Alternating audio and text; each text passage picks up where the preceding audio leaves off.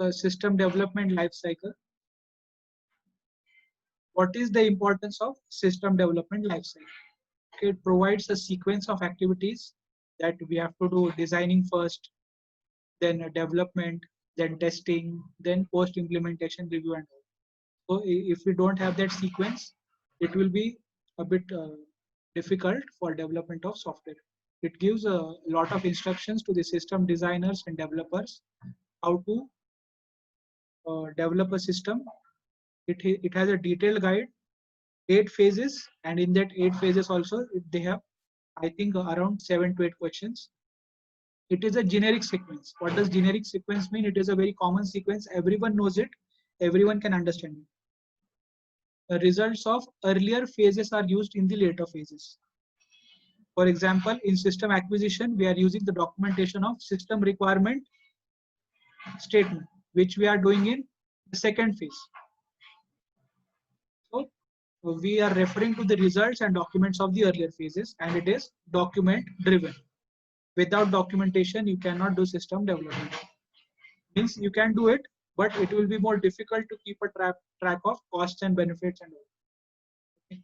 And nobody is going to issue the salary of the system developers unless and until they tell us the benefits derived from system development. This is the importance of system development life cycle. It gives us a sequence. It gives a sequence to designers and developers.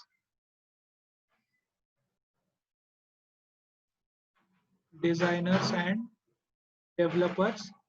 This sequence is a generic sequence.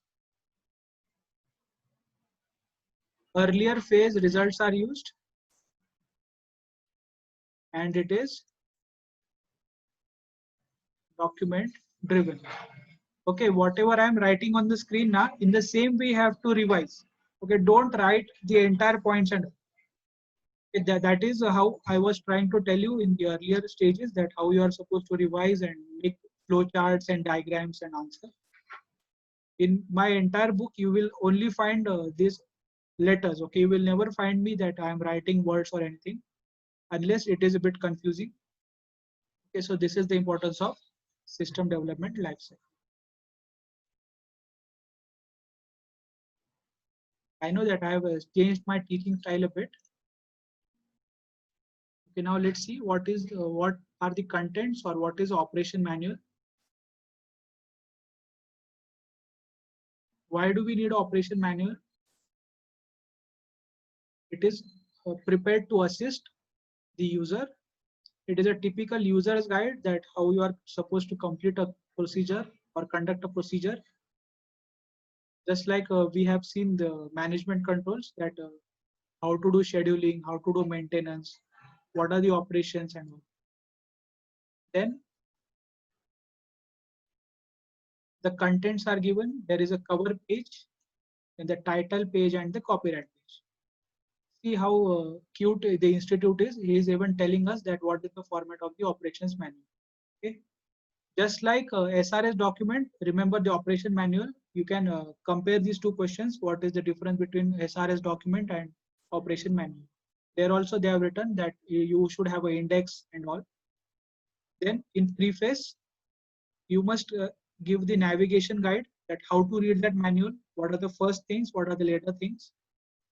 Then document details are given. Then contents page.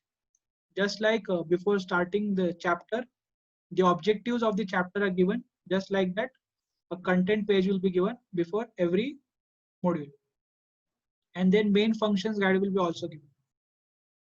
Okay, so they will make a list of all the functions.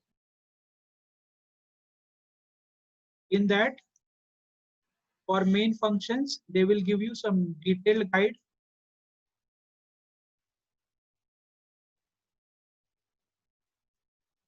For supporting functions, only procedures will be given. Okay, so that is why we call it as main functions guide. Then there will be a troubleshooting section. Now, what is troubleshooting section? You will have a list of problems that the user may come over. These are the problems that are commonly faced. We will make a list of it, and we will just introduce it in troubleshooting section. that if you are having this problem, you can troubleshoot it and solve the problem immediately. Then a glossary and index, that what was the material referred in making this operation manual, who are the writers, or what is the literature that was used, and then contact details.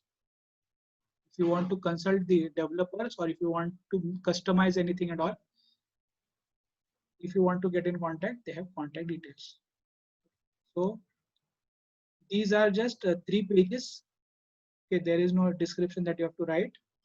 Then here you have to write some description that what is included in the preface, then contents and main functions. For contents, remember ICAI chapters. Before chapters, we have some objectives written. Then main functions guide, I have told you this diagram. And then also for this, you have to give some description. Only in over here, you are just supposed to write down the points. No, you need not explain them. Okay, have you understood this operations manual?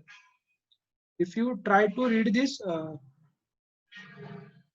content from the study material, you will see that there is no flow in the points. So what I've done is I have structured the points in such a way that you can understand for what you have to write description, what are the points you just have to write, you don't have to explain. And I have just simplified it a bit. Have you understood operations manual? First, tell the objectives.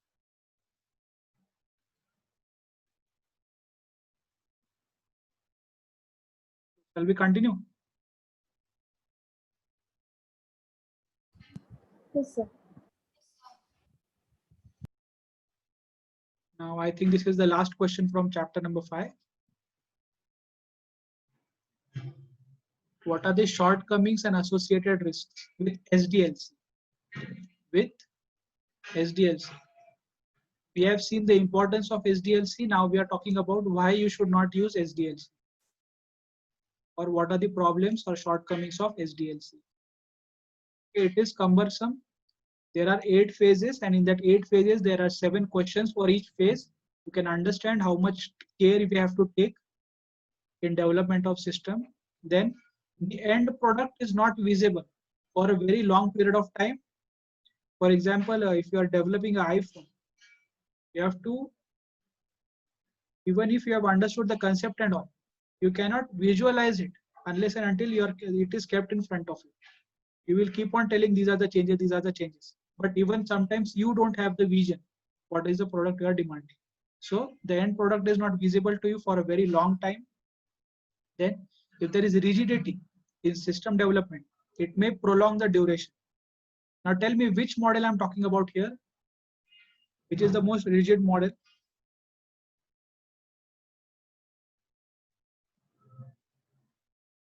Agile model? Rigid. Agile is not rigid. It is very interactive and very rapidly changing. And it is very dynamic model. Waterfall. Okay, it is waterfall.